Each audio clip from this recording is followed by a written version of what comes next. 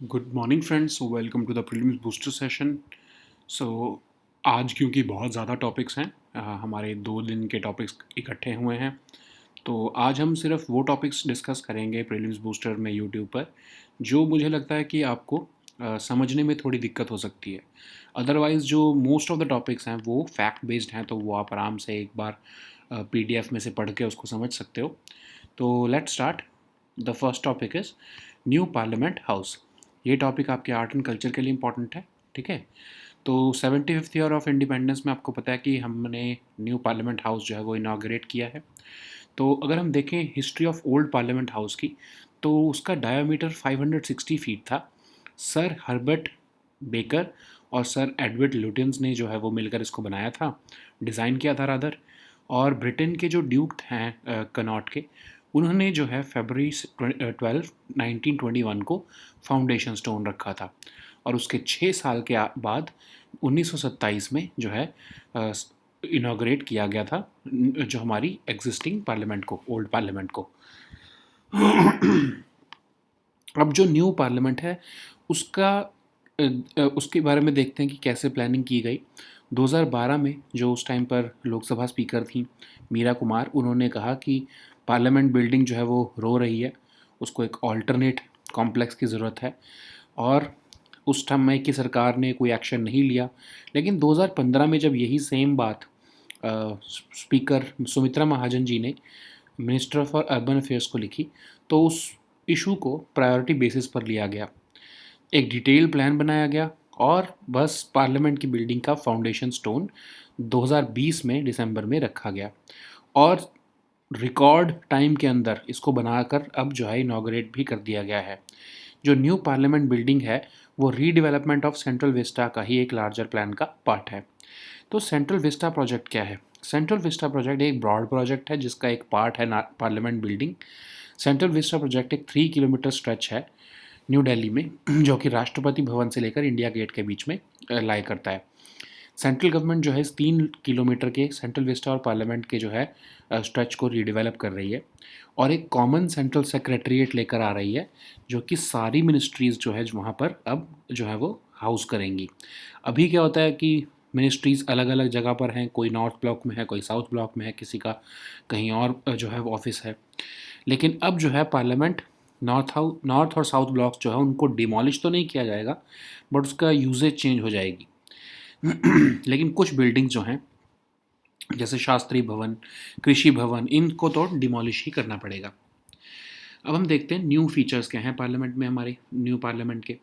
तो एक बहुत बड़ा लोकसभा हॉल है जिसमें 888 सीट्स की कैपेसिटी है और राज्यसभा भी 384 सीट्स की कैपेसिटी की है। जॉइंट सेशंस बनाने के लिए लोकसभा हॉल में लगभग 1272 लोग जो हैं वो अकोमोडेट किए जा सकते हैं। न्यू पार्लियामेंट जो हाउस है वो ट्रायंगुलर शेप में उसको डिज़ाइन किया गया है। लोकसभा, राज्यसभा और सेंट्रल लाउंज 3 वहाँ पर मेन स्पेसेस हैं और सोफिस्टिकेटेड ऑडियो विजुअल सिस्टम्स लगाए गए हैं। न्यू बिल्डिंग लाइब्रेरी बनाई गई है जहाँ पर आर्काइव्ड मटेरियल्स भी रखे गए हैं। और अगर हम देखें इस न्यू पार्लियामेंट की जो है सिग्निफिकेंस, तो हमारे एग्जिस्टिंग पार्लियामेंट कॉम्प्लेक्स के जो हमारी सिग्निफिकेंस है उसको ही कॉम्प्लीमेंट भी और सप्लीमेंट भी कर रही है।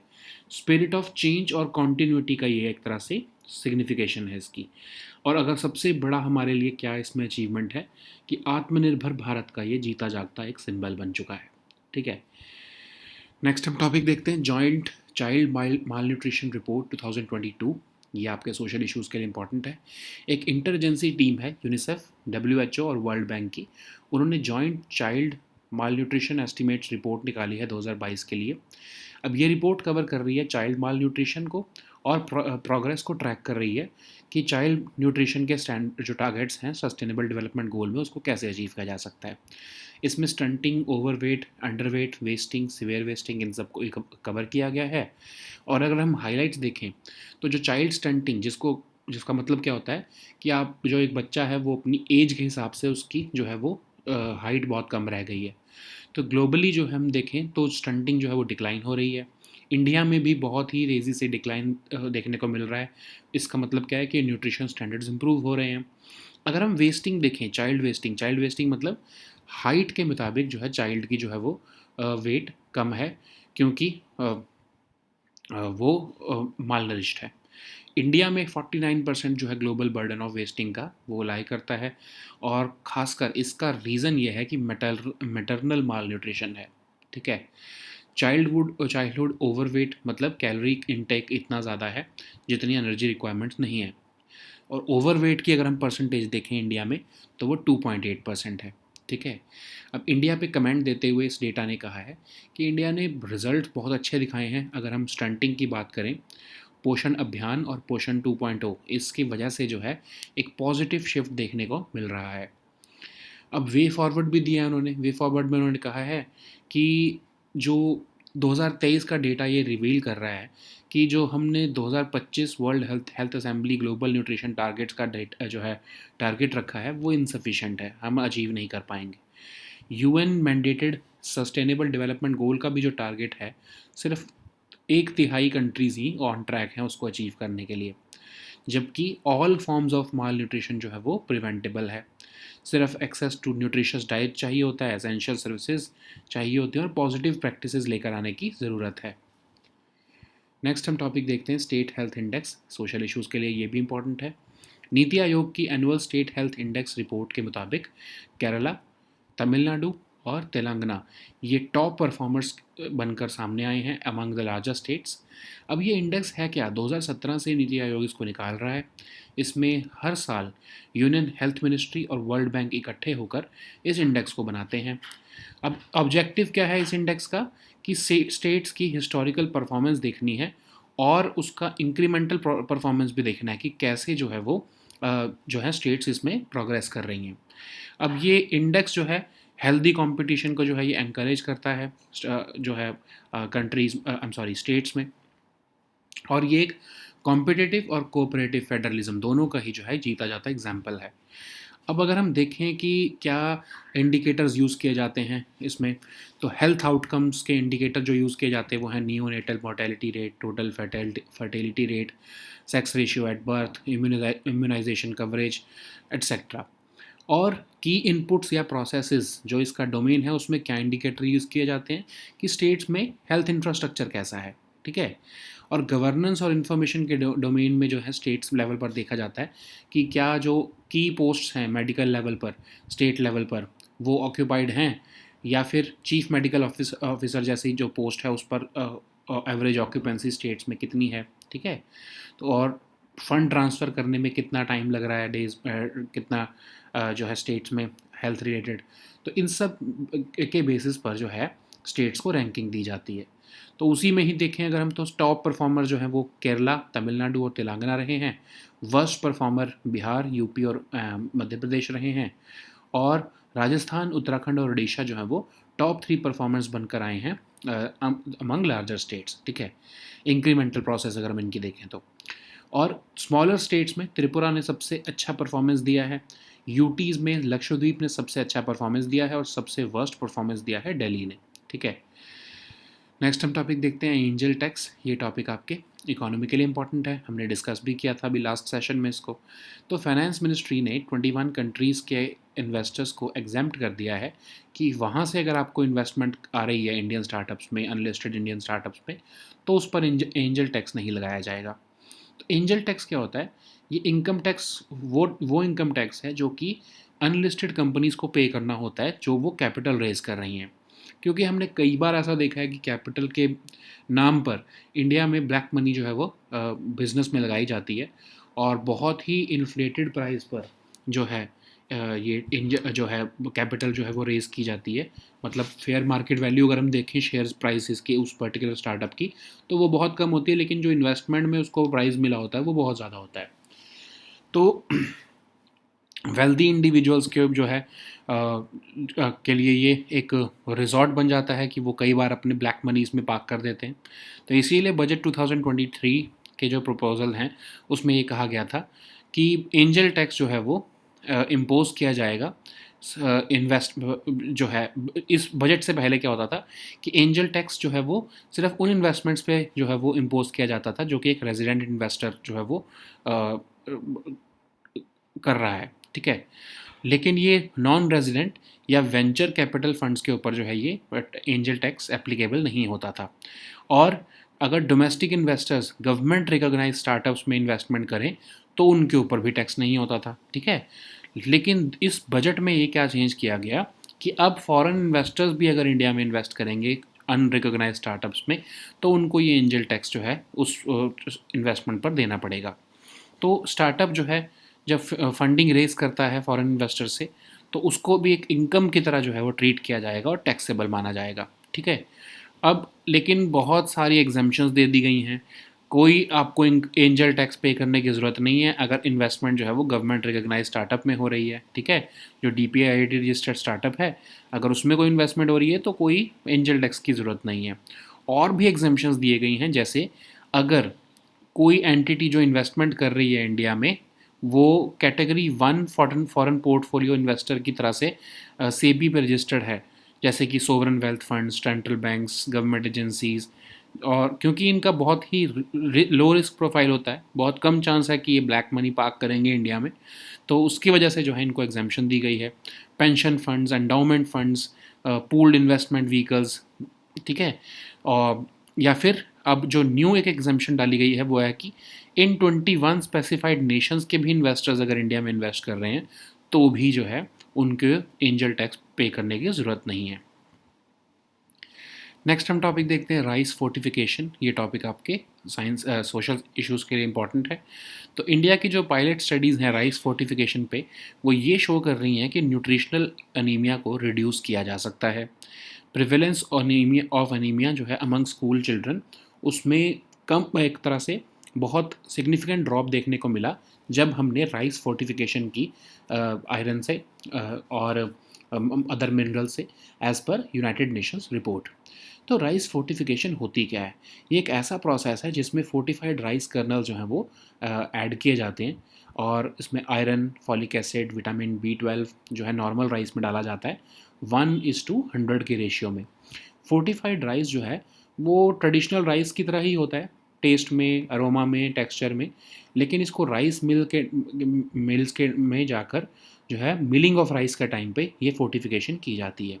एक कॉस्ट इफेक्टिव और कॉम्प्लीमेंट्री स्ट्रेटजी बनकर सामने आया है विटामिन और मिनरल कंटेंट जो है वो डाइट में बढ़ाने के लिए। लगभग 15 अगस्त 2021 में प्राइम मिनिस्टर ने अनाउंस किया था कि 80 करोड़ लोगों को जो है फोर्टिफाइड राइस जो है वो दिया जाएगा जिसमें आयरन और विटामिन होंगे। अब क्यों ज़रूरत है? क्योंकि माइक्रोन्यूट्रिएंट की डेफिशिएंसी है, अनीमिया के केसेस हैं। तो अनीमिया क्या होता है? अनीमिया में मतलब क्या होता है कि आपके पास हेल्दी रेड ब्लड सेल्स की कमी है या फिर हीमोग्लोबिन की कमी है। बहुत तरह का अनीमिया होता है, ज़रूरी नहीं है कि सिर्फ न्यूट्रिशन की कमी से ही होगा। कई लोगों में जो है ये जेनेटिक भी होता है, ठीक है।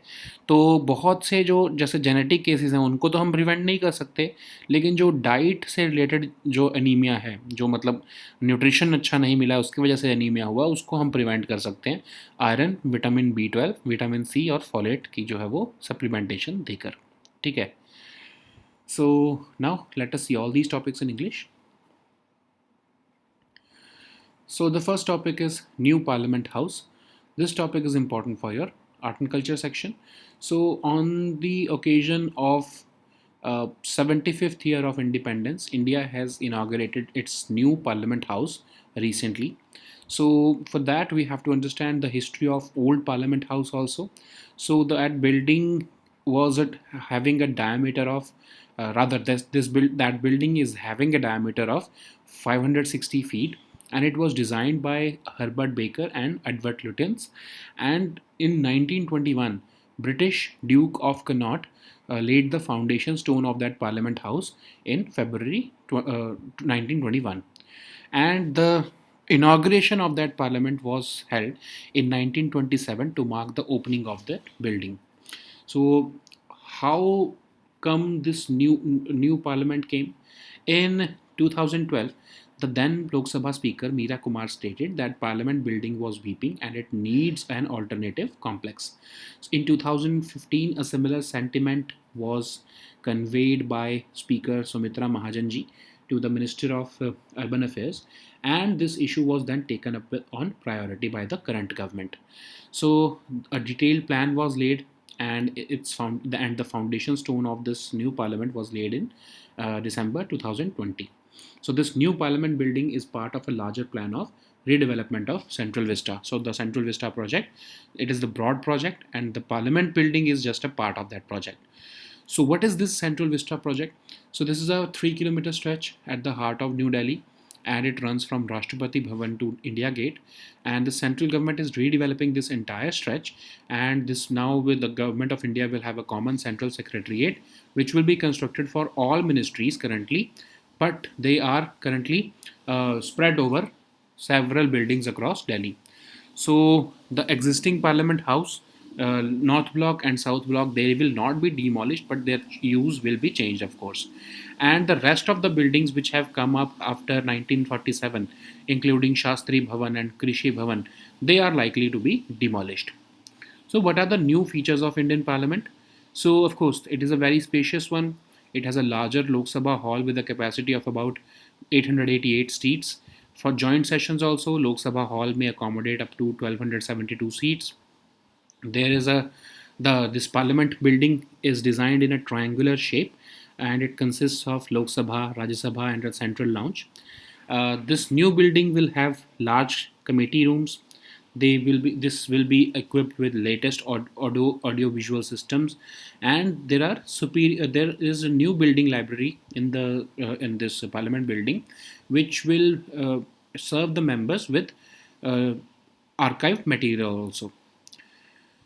So the significance of new Parliament House is that it will be an extension of India's existing Parliament complex, and it will signify the spirit of change and continuity. But the most important contribution will be that it will be the witness to the making of India as Atmanirbhar Bharat. So the next topic is Child Malnutrition Report 2022. This topic is important for your social issues. So an interagency team of UNICEF, WHO, and World Bank has released this joint child malnutrition estimates report for 2022. This is an annual report which has been published by UNICEF, WHO, and World Bank, which covers measures of child malnutrition which are used to track progress towards child nutrition targets of sustainable development goals. So this report is covering stunting, overweight, underweight, wasting, and severe wasting. So if we look at the highlights, then of course child stunting, you know that it means that the child has remained too short if according to his age. So globally, stunting is declining. Even in India, it is declining significantly, especially since 2020, 2012. Um, if we look at wasting, then child wasting means child who is too thin for his or her height. India contributes 49% of the global burden, so we have to improve immensely in this. And this is basically a cause of maternal malnutrition. So there is also a problem of childhood overweight, which means that caloric intake is more than energy requirements. So India has an overweight percentage of 2.8% in 2022. So if we look at India, then the report is saying that India has shown promising progress when it comes to stunting, and the multi-sectoral responses like Poshan Abhiyan and Poshan 2.0 have contributed towards it. So the way forward is that uh, the current world practices are revealing insufficient progress to reach the 2025 World Health Assembly targets, global nutrition targets, and the UN mandated SDG targets also. Despite the fact that all forms of malnutrition are preventable, we are still not making further progress towards it. We should be uh, increasing the access to nutritious diets, essential services, and positive practices so that we can tackle this problem of malnutrition before it starts. So the next topic is State Health Index. This topic is important for your social issues and governance both. So according to Niti Aayog's annual State Health Index, Kerala, Tamil Nadu, and Telangana have emerged as the top performers among the largest states in the year 2020 and 2021. So this report is published by Niti Aayog since 2017, and this brings out the index in collaboration with Union Health Ministry and World Bank. So the objective, of course, is to look at the state's historical performance and also to see how incrementally they are progressing. So the aim is to ensure that the states have healthy competition among each other in terms of health sector. So it is basically an example of competitive and cooperative federalism. So there are certain domains and indicators which are used to determine this index. First, of course, is the health outcomes, in which neonatal mortality rate, total fertility rate, sex ratio at birth, immunization coverage, etc. are covered. In the second one, key inputs and processes, the health infrastructure available at the state level is taken care or considered. In the third leg, the governance and information domain, the average occupancy of key positions in the medical field, including that of the chief medical officer, is analyzed in the states, and how much time does it generally take for the fund transfer by the state governments to the beneficiaries of health. So all these are taken care of while preparing this index. So, if we look at the highlights of this index, then Kerala, Tamil Nadu, and Telangana have secured the top three positions in terms of big states. The worst performers are, of course, Bihar, Uttar Pradesh, and MP. And if we look at which states have made a considerable incremental performance, then they are Rajasthan, Uttarakhand, and Odisha. In the category of smaller states, Tripura has demonstrated the best overall performance. In the UTs, Lakshadweep is the best and occupying the top position, and the worst has been performance has been seen by Delhi. So the next topic is angel tax. This topic is important for your economy section. So finance ministry has exempted certain investors from 21 countries from the angel tax on by their non-resident investors in unlisted Indian startups. So angel tax, we have discussed multiple times that it refers to that income tax which is payable on the capital raised by unlisted companies via issue of shares through off-market transactions. So instead of going to the market to raise capital, what these startups do, they just directly connect the investors from India or abroad, and they ask them to invest capital in their business. So this capital raised via the issue of shares by unlisted companies, this tax is levied on that. And because wealthy individuals who are the angels for these startups are investing in that, that's why the term angel tax has been used. So let us see what is the budget proposal. So budget to before this budget of 2023 and 2024, angel tax was imposed only on investments made by a resident investor, but of course there were many exemptions.